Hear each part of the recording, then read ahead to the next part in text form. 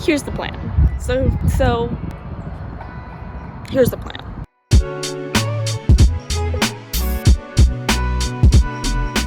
This is a video of me reading 5 books that I've never heard of and you've never heard of. Because let me tell you, I have read 2 Colleen Hoover books and it nearly killed me. Just about exploded me from the inside.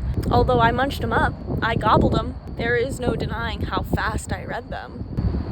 But there is denying her merit as a literary figure. Should she be as famous? Should she be making as much money as she is? Perhaps, but I want to read something good, y'all, that no one is talking about, no one's even freaking heard of. And I've got them for you here today. I've done some sleuthing. I've asked friends, I've asked family, I've asked my mother, I've asked a librarian. The librarian was not very helpful. Totally clueless, hasn't read a book in her life. These are deep cuts, if you will, and this is that journey. So these are the books. Let me show you. The first book I'm gonna read is called Angle of Repose by Wallace Stegner. This is literary fiction written in 1970. My mom actually recommended this to me, which I know means it's gonna be good. It's about a man who's writing about his grandma's life in the 1870s on the American frontier. It sounds kind of boring, but I just know that literary fiction, it's gonna be really like character driven, and we'll see. My mom left a note on the front of the book to explain the title. It's a mining term that means the angle at which dirt and pebbles stop rolling, so that's definitely a metaphor for something. Next up, I've got Replay by Ken Grimwood. This is a sci-fi sort of fantasy book, not like serious sci-fi, but light sci-fi, I think. And I think it's just gonna be a sort of Groundhog Day story. Something about this tells me it's gonna be a boy book. I found this searching through Reddit threads, if that also gives you a clue. And it just kind of gives me the Matrix vibes, just from the cover. This is The Tiger's Wife by Obreht, recommended to me by a really good friend who works in publishing, so I am ignoring the slightly low Goodreads reviews and giving it a go. It immediately made me think of The Night Tiger by Yangtze Chu, and so that's what I'm thinking it's gonna be like, for really no reason except that it has the word tiger in the title. But I read the words magical realism in both Goodreads descriptions, so maybe I'm not delusional. Book number 4, A Woman Is No Man by Etaf Rum. Admittedly, this is a book I'm reading for a book club, and that's why I'm reading it, but I've never heard of it, so it counts. This is fiction, but I think it's written from a very specific, real perspective of a Palestinian-American woman, and I think that there will be social and feminist issues at hand. Finally, I will be reading And Every Morning the Way Home Gets Longer and Longer, a novella by Fredrik, Backman, recommended to me by me. I've read a book by Fredrik Backman, I really enjoyed it, and so I wanted to read another, and I think that a novella is perfect because I needed just a little one, just a little guy to get through this. And Fredrik Backman is actually Swedish, and his books are translated, and they're really cool. They usually have really interesting characters, they're really poignant, and I love it. I love his writing. So I think the first book I am gonna read is Angle of Repose.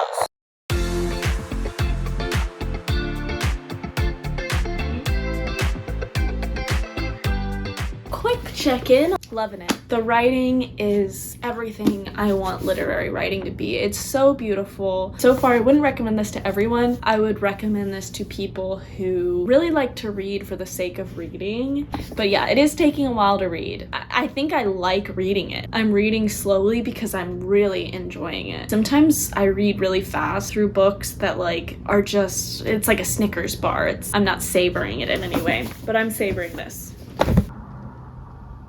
Welcome to a rainy day in Austin. Let's go outside. The plan is finish this, I'm almost done, and then start this.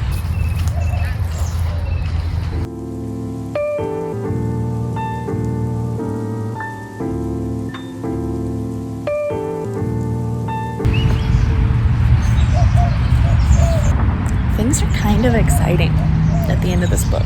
It's like not really, I wouldn't say an exciting book, but the end here, it's a slow burn, but I'm a little. Ooh.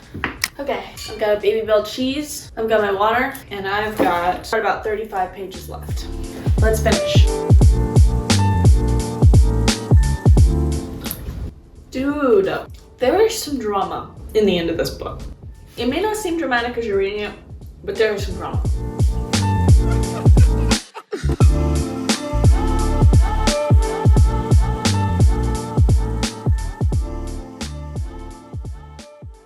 Okay, although the last chapter of this book was somewhat questionable, just didn't make me feel amazing about it, I would give this book 5 stars. I think it was a masterpiece. So this was about a Victorian era woman, Susan Ward, raised in New York. She lives in the East, where it's civilized and developed in the 1870s, and moves out west with her husband Oliver, and it's basically a story of their lives. It's interesting because it also has the perspective of the 1970s.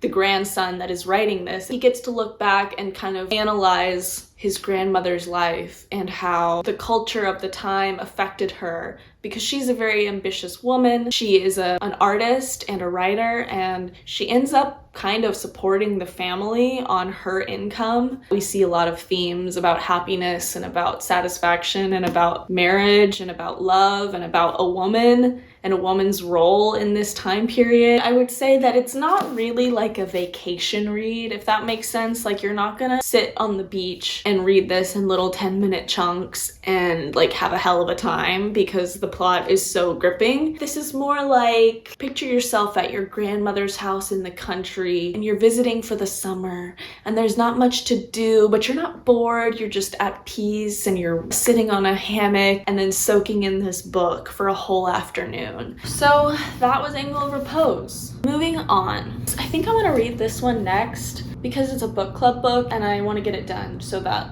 I'm ready for my book club. It seems shorter. So I'm excited to start that.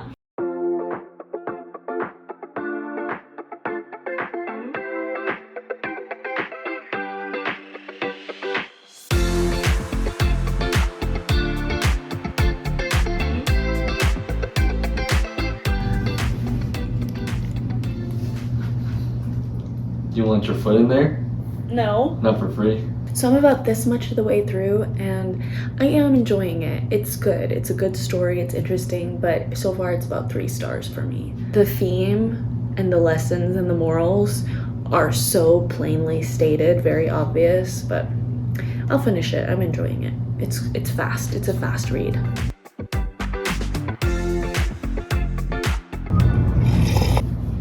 Okay, I just finished A Woman Is No Man by Etaf Rum, and this was a 3 star for me. This was a 3 star. So this follows the story of 2 women. Isra in 1990, and she is in Palestine and then gets married off to a man in Brooklyn. And so she goes to live in Brooklyn. Her life is completely turned upside down. I think she's like 17 when she gets married. And then it switches back and forth between perspectives of Isra and her life and Dea, her daughter, her eldest daughter's life. Dea is raised by her grandparents because when Dea comes into the picture in 2008, her parents have died in a car crash. So she is raised by her very conservative, very traditional grandmother and grandfather. We're kind of just following their lives back and forth, and both of them kind of struggle with similar things. They both want a freedom and to be released from this, what feels like a prison of their lives. You're supposed to get married as soon as you can, bear children, bear sons. Dea is sort of discovering things about her mother slowly through talking to other characters. Isra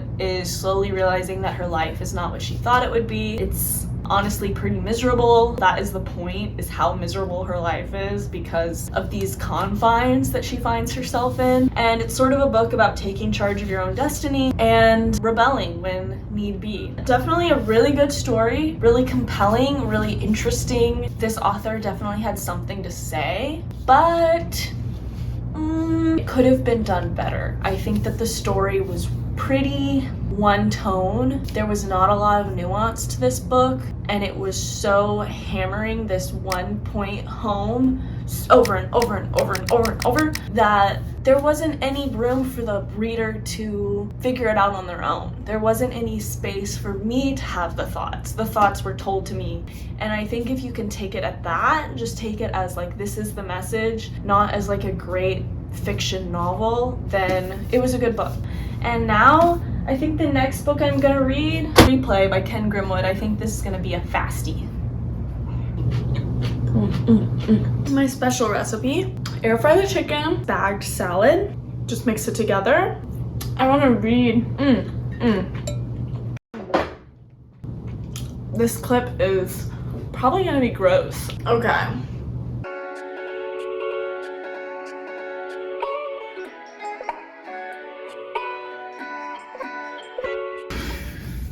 It's 7 in the morning. We're at the Department of Public Safety.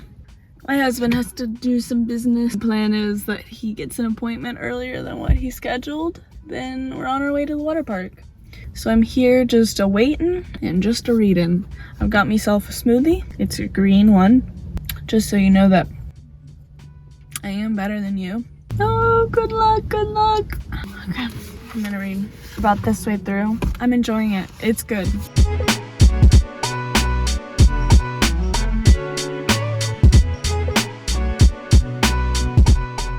Okay, welcome back to my life. I finished replay and it was banging, popping. It was good. It was really good. I think that it was a boy book. It was written by a man, and you could tell, especially with some of the descriptions of women. But you know, you read those romance books and it's like, okay, this is written by a woman. We're focusing on things that women focus on in this romance. And you read a book by a man and you go, hey, that's a man. That's a man that wrote that. Boys will be tit focused. They will. It was a really good book though. I would recommend it to men. I would say, men, you want to try reading? Do you want to read? Would you like to crack open some literature? Would you like to expand your entertainment outside of YouTube and video games? This is for you. You'll like this, boys. You will. And girls. Girls, you'll like it too. I gave it 4 stars, and that is just about darn good. But basically it was about this guy, and at age 43, I think, he has a heart attack and dies. And then all of a sudden he wakes up and he is 18 years old, he's in college, and he starts his life over again. And it felt a little bit like the author was like, what would I do if I could just live my prime over again, bruh? Like, what would I change? And like, oh, if I knew everything and I could start over, I would totally like know what to bet on, and I would know about like stocks and stuff. And that's what it felt like at the very beginning of this book. But it took some turns I was not expecting, and it went somewhere that was pretty interesting and I really enjoyed, and I liked the end. I liked how it ended. I definitely recommend as like a fun little vacation read, or maybe a little gifty for your boyfriend, for your husband, because it is a boy book. It is. It's for the boys. And moving on. So next, I think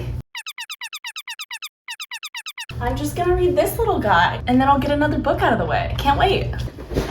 Welcome to my office. This is my gamer chair. No, I'm not a gamer. I just work a job, and I sit at this desk. But I work from home, and I'll use whatever chair I please. This is already so good. Listen to the sentence.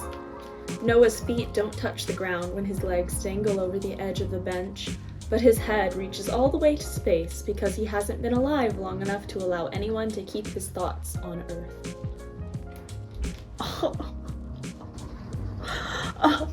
Poetry. Excuse me.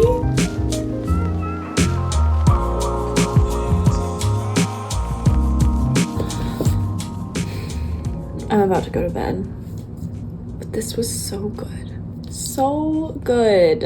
It's a glimpse into the mind of an old man who is losing his memory and losing his grip on reality, and him grappling with that and looking back on memories of his son, his grandson, and his wife, and not being able to fully comprehend the present. And it's just this beautiful, sad pontification on love and connection and family and personal history and being old. This was a really beautiful piece on that. Really beautiful. There are some lines in here that I want to write down and keep forever. It's almost like poetry. I don't read a lot of poetry. I don't read any poetry, to be clear, but it feels like poetry. I loved it. I really loved it. 5 stars for sure. 5 stars. Read this. It took me like 30 minutes to read. Read this. And now, let's start The Tiger's Wife before bed. I mean, let's as in I will. I'm going to. You can also, if you want, but you don't have to. We're off to Glacier National Park in Montana. Just a little trip, just a little cutesy trip with my husband. Adrian got tomorrow at the bookstore in the airport. And here's some pictures he didn't ask for. Adrian and I are about to go whitewater rafting. It's getting chilly, it's starting to sprinkle a little bit. Update, I'm about almost halfway through. So far the writing is really nice. It's really interesting, but honestly I couldn't tell you the plot yet. So far we haven't gotten very far. It's kind of gone back and forth and told a little bit about her grandfather's past and his childhood, and we're getting to know her relationship with her grandfather, and then we followed a tiger for a little while. It's still interesting even though there's not too much plot. Oh my gosh. It's really raining. The other thing is I feel like we're kind of kept at arm's distance from the main character's feelings and personality. I don't really know who she is, but it's like a choice. It's like kind of a stylistic choice for this author maybe, but I still really like it. So far it's good, really good. Welcome to my living room. We got back from our trip day before yesterday. Yesterday we did nothing, and today I'm going to clean up this mess and unpack, and then also read in between. I am pretty close to the end here, and I'm very intrigued by this book. The main thing is I'm just curious how it's gonna end. I feel like it's not clear where it's leading up to. We've been dropped into a bunch of different stories, kind of gone into the backgrounds of a bunch of different characters. It's building up this mystery, but I don't know where it's going. Yeah. I don't know. We'll see where it goes.